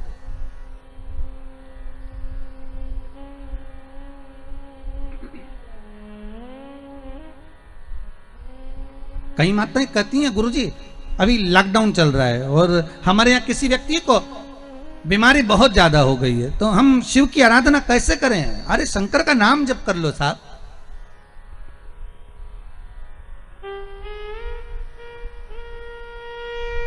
मंदिर भी नहीं जा सकते तो शिव का स्मरण तो करो, और अगर बेलपत्री ना मिले तो दूसरे वृक्ष की पत्ती ही समर्पित कर दो, पर करो।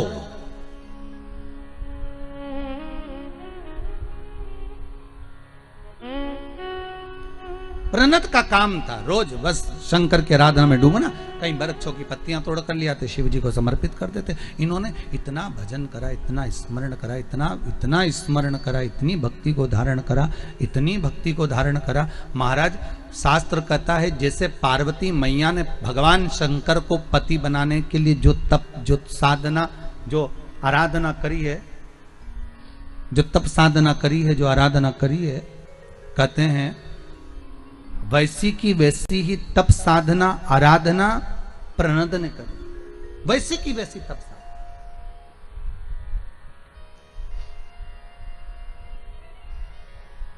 और बहुत ध्यान देना महाराज, कलिकाल के लिए वर्णन करेंगे।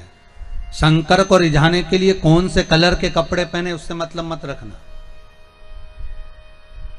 शंकर को पाने के लिए कपड़ा बदलने की जरूरत नहीं, शंकर को पाने के लिए मात्र कलेजा बदलना है, केवल कलेजा। शिव मिल जाएगा। शंकर को पाना बहुत सरल, बहुत सरल, शिव को पाना। अब एक प्रणत का काम क्या था? वो ऋषि, वो संत का काम क्या था? वृक्षों की पत्तियां तोड़कर लाते शंकर जी को समर्पित कर देते। जैसे पार्वती मैया ने तप साधना करी, जैसे पार्वती जी ने आराधना करी, वैसे ही माता पार्वती जैसी आराधना वो संत करता। बस पत्तियों को तोड़ता, मुख में लेता, खाता, अपनी जिंदगी को निकालता। कभी कभी पत्तियां खाना भी छोड़ देता, फिर कभी फल खाना छोड़ देता, कभी कभी केवल जल का पान करता, कभी जल भी छोड़ देता। केवल नासिका के एक स्वर से श्वास खींचना, उसी स्वर से छोड़ देना, कभी कभी वो भी छोड़ देता।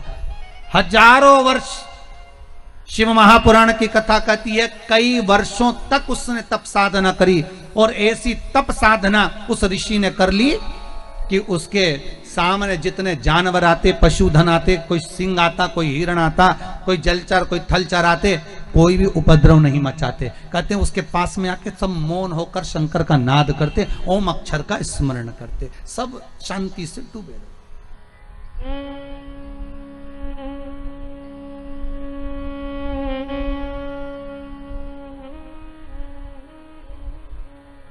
ओम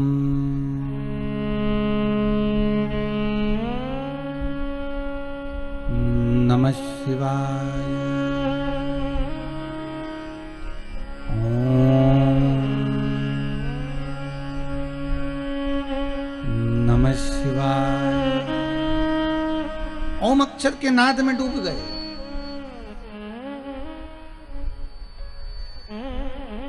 एक दिन प्रणत पत्तियों को खाने वाला वो संत, वो ऋषि फल और पत्ती के सिवा कुछ नहीं खाता था। शंकर भगवान भी उससे इतने प्रसन्न थे कि जब ये जल चढ़ाता था शंकर जी सामने आ जाते थे।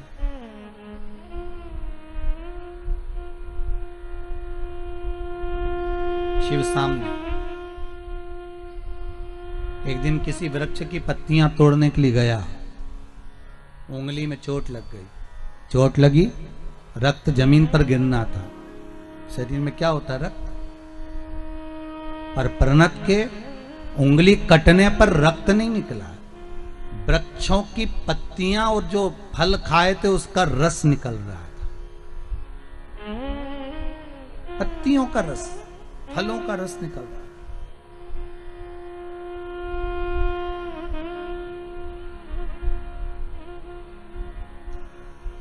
ऋषि के पास में जब उसने देखा कि मेरे रक्त में से, रक्त की जगह पर पत्तियों का रस और फल का रस निकल रहा है, बड़ा खुश हो गया। अब तब साधना करने के बाद अहंकार तो थोड़ा सा ही जाता है, थोड़ा सा। मेरा बहुत निवेदन रहा है हर बार, आज फिर करूंगा। आप कोई बहुत बड़ा आयोजन कर लो, बहुत बड़ा दान कर लो, बहुत बड़ा पुण्य कर लो, बहुत बड़ा सत्कर्म कर लो, बहुत बड़ा भजन कर लो, बहुत बड़ा स्मरण कर लो, पर तुम्हारे मन में अहंकार नहीं आना चाहिए। अहंकार आ गया कि मैंने करवाया, इतना बड़ा कोई नहीं करा सकता था, ऐसा कोई नहीं कर सकता था। ओम श्री शिवाय। नमस्ते ओम दर्शकों, पंडित प्रदीप जी मिश्रा द्वारा कथा का जो वाचन है वो जो है महाराष्ट्र के शहदा या नंदुबार जो है किया जा रहा है। तो पंडित प्रदीप जी मिश्रा की कथा का अगर आप श्रवण करना चाहते हैं जो महाराष्ट्र में चल रही है, तो प्रतिदिन आपको जो है हमारे चैनल पर पंडित प्रदीप जी मिश्रा की जो कथा है वो जो है देखने को मिल जाएगी। इसी के साथ में जो है प्रतिदिन हमारे चैनल पर समय पर आपको जो है रोजाना जो है कथा के साथ साथ जो है उपाय भी जो है देखने को मिल जाएंगे। इसी में जो है पंडित प्रदीप मिश्रा जो भी उपाय बताते हैं वो भी जो है आपको हमारी कथा में जो है देखने को मिलता रहेगा। तथा पंडित प्रदीप मिश्रा की कोई भी कथा का अगर आपको श्रवण करना है तो वो जो है हमारे चैनल पर आपको सभी जो है कथाएं मिल जाएंगी। इसके लिए आपको कुछ नहीं करना है, केवल हमारे चैनल को सब्सक्राइब कर लेना है और पास में आ रहा है बेल आइकन को प्रेस कर देना है ताकि आपको रोजाना समय पर कथा जो है मिल जाए। इसके लिए आपको केवल चैनल को सब्सक्राइब कर लेना है। मिलते हैं अगली